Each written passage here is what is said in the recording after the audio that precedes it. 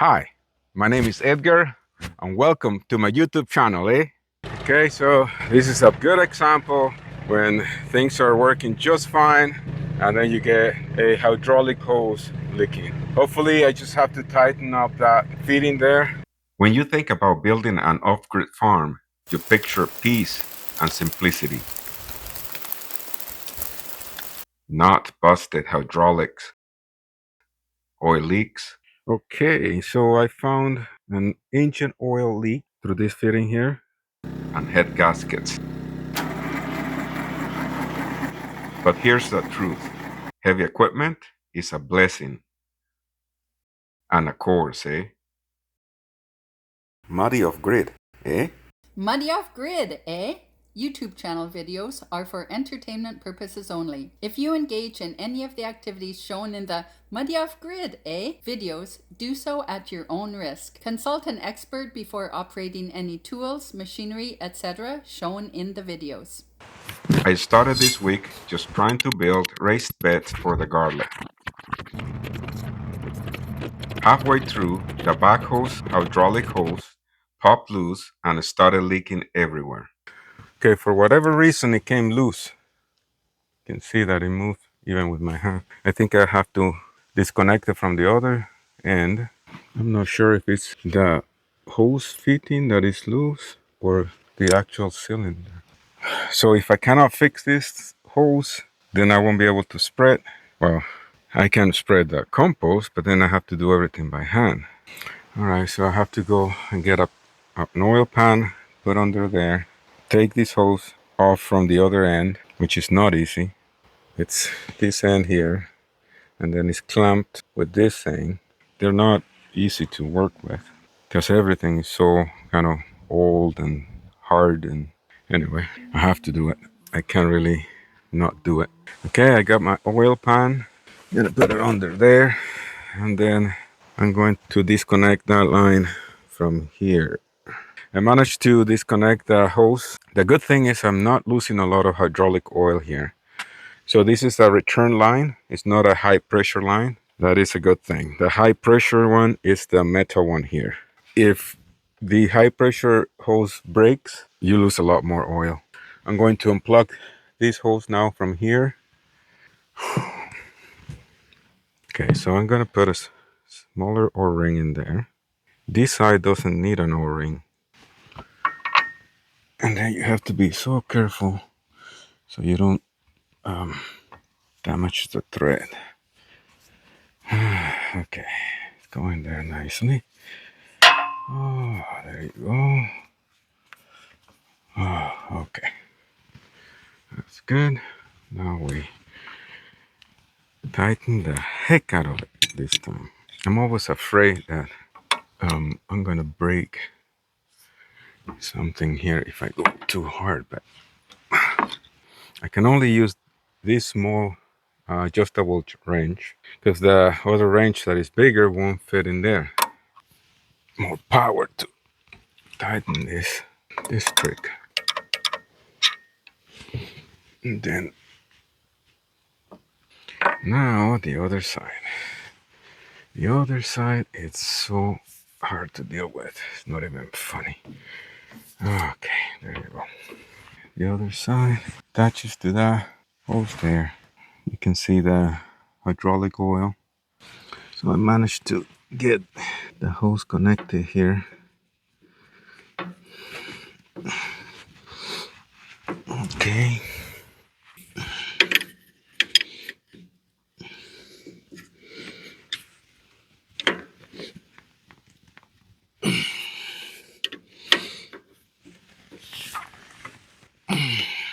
Okay.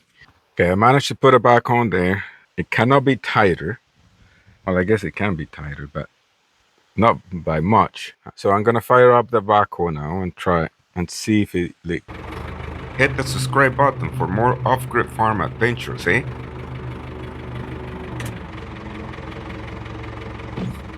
Okay, I think we're back in business. It's not leaking down here or over here at all. The nice thing about this 680G, sometimes it's really easy to work on it. Like right there is the engine oil drain plug. Very easy to access. It's not like the bulldozer that you have to go underneath and it's so tight in there. So let's drain the engine oil, take the oil filter off, put a new one.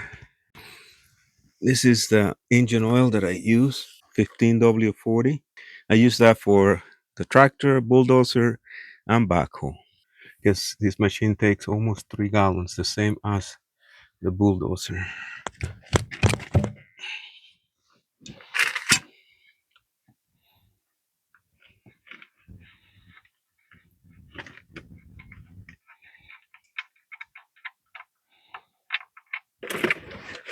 There you go.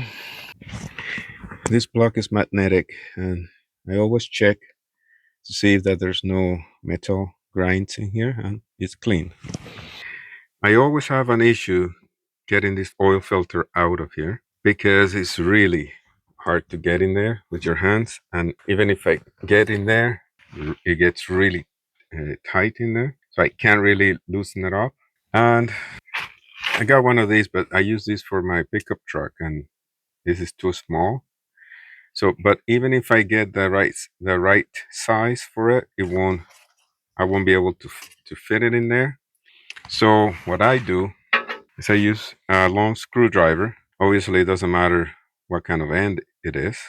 I stab the filter all the way through with this, and then that gives me enough leverage to loosen it up, and then I take it out with my hands. Before I stab this filter with this screwdriver, I always make sure that I have the replacement for it, and I always make sure that I have the new filter on my hands, because once I stab the old filter with the screwdriver, there's no way back. And if you got the wrong filter, most likely all the stores where you can get the oil filter will be closed by the time you realized you didn't have the oil filter or you got the wrong one.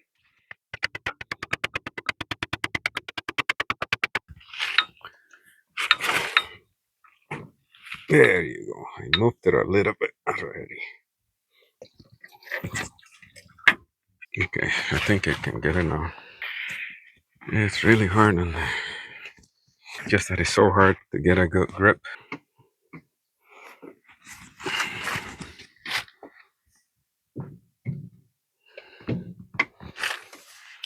Yeah, it's even hard to get the whole filter out of here. Now, before I forget, I put the no filter right away before I do anything else. Okay, I always put a little bit of oil on the seal just to get it nice and sealed in there. And then I try to put it in there in such a way that I don't get this area dirty.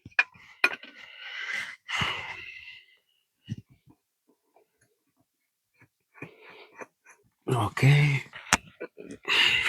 Now, before I forget, I have to put back the drain plug. If you would like to buy me a coffee so I can work faster, you can hit the super thank button right below the video. Keeps the diesel flowing and the garlic growing, eh? Oh, right on. Full. I'll start it now and I will run it for a few minutes, let the oil to kind of go through the engine, and then I'll check the oil level again. The outrigger cylinder, that's leaking too. Had to order parts. This will be another video in the near future, eh? This is a Dresser TD8e International Harvester. I am still having that issue where the engine changes sound and it's having a hard time getting the RPMs high. It sounds like a helicopter when you're trying to push something and it goes really slow until it builds up RPM. This is what I have done so far. I'm still trying to fix the bulldozer. I'm preparing myself to go underneath. I'll show you what I found out. Okay, so as you can see, this is a very small opening, but that never stopped me before. So I gotta get under there and I'm gonna show you what I found out. I'm hoping that that's the issue. I'm not really sure yet. I have all my tools already in there.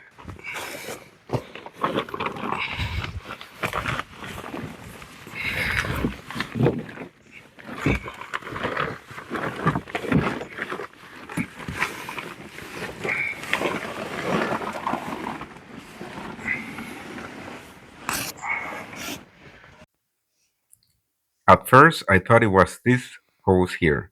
You can see the oil dripping down and you can see oil everywhere. After a closer look, I found out that it was this bolt over here. It was loose. This bolt holds the torque converter hydraulic pump. There is one bolt underneath. So this is the bolt that holds the pump on the top area. And it seems to be okay. Yeah. So I got my funnel. I'm gonna put some oil in the transmission. So the oil that I use in this TD8e in the transmission anyway, it's the universal tractor oil. It would take way too much money to get Hydran, which is what this transmission calls for. So this is where you add more transmission oil under the seat.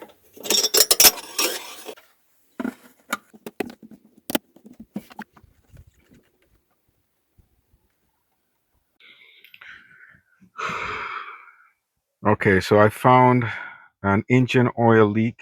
This fitting here was loose. You can see that it's very loose, eh? And it was leaking oil through there. The thing is, it has to stay at this angle, otherwise this hose here won't be able to fit in it. So it's hard to keep it at the same angle, because if I keep turning it,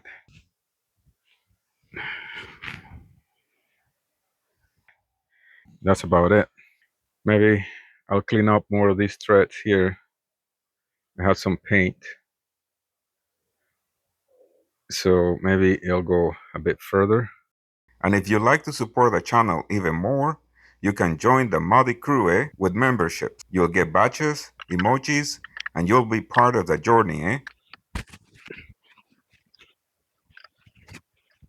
So the more I clean the threads, the more it goes in there, so that's good. And then I'll put some Teflon.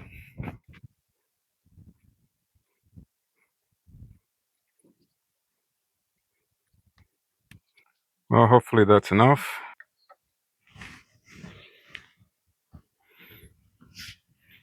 All right, that worked really well. Okay, so I just have to put this whole thing back.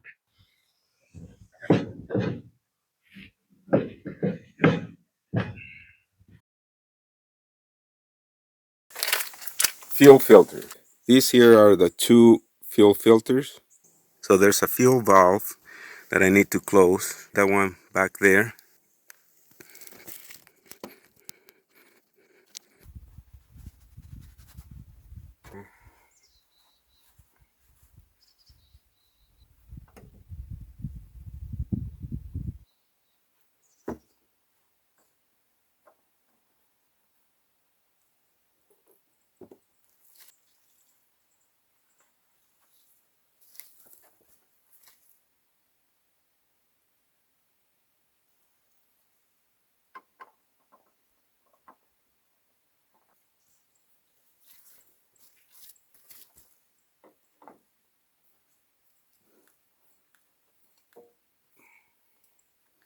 Okay, so now I have to bleed the system. Now we have to open this valve again. So we just have to wait for the fuel to fill up these filters. There you go. One.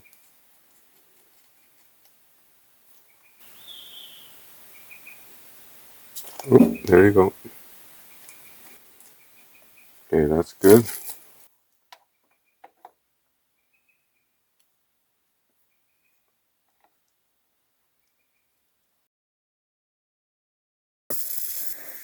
This here is the fuel line that comes from the fuel tank into the fuel filters. I'm going to spray air through it. So this is what happens when I blow air in there.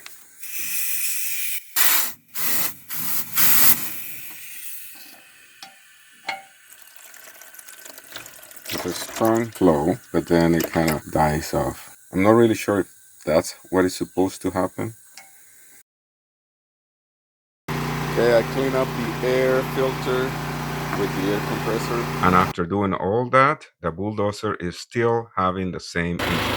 Okay, I just started the bulldozer about 10 minutes ago. It's very responsive.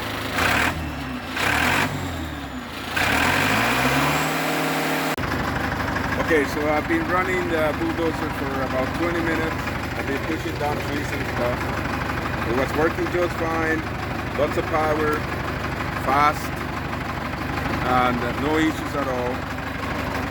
Good oil pressure, good temperature. You can hear now. The engine sounds a bit different, and it has kind of like a helicopter sound.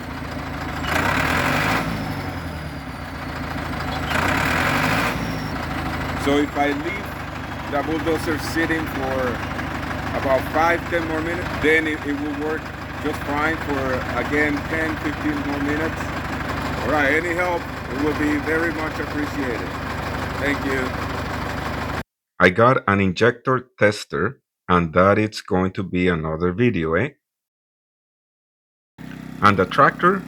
Well, the tractor needs a new head gasket. The tractor is having a lot more trouble when starting, and it just seems to me that it's time to replace the head gasket.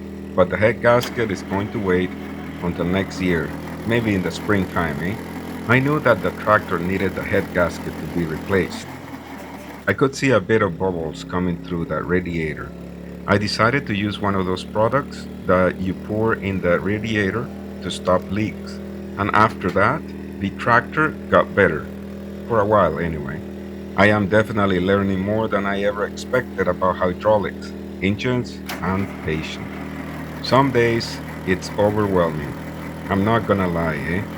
When everything breaks at once, it feels like the machines are working against you. But the truth is, they're a part of the farm too, eh? And out here, you fix what breaks, and then you keep going. Because the farm won't build itself, and the garlic still needs planting, and no one is going to do it but us, eh?